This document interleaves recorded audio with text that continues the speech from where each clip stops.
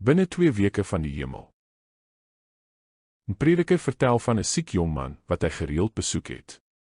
Toe ek hom eendag besoek, het ek sy vader baie bekommerd aangetref.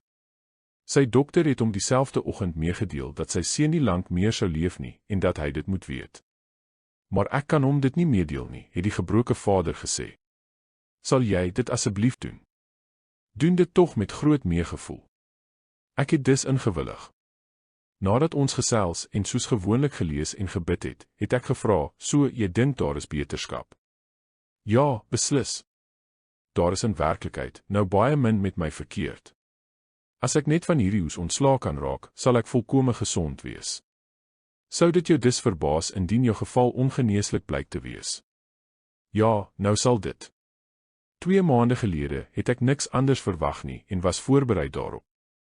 Ek het toe geen begeerte gehad om te leef nie, maar nou dat God besig is om my gesondheid en krag terug te gee, nou is dit my begeerte om te leef om sy naam groot te maak.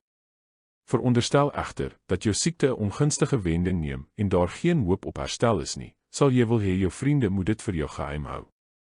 Nee, ongetwyfeld nie, het hy geantwoord, en ek het te veel vertroue in hulle om te glo dat hulle hul aan sulke wreedheid sal skuldig maak. Hulle verdien daardie vertroue, het ek bygevoeg, en as 'n bewys, het hulle my versoek om 'n onverwagte mededeling te maak. Maak jou gereed vir die boodskap. Jou toestand is dit waarvan ek gepraat het. Niks kan meer vir jou gedoen word nie.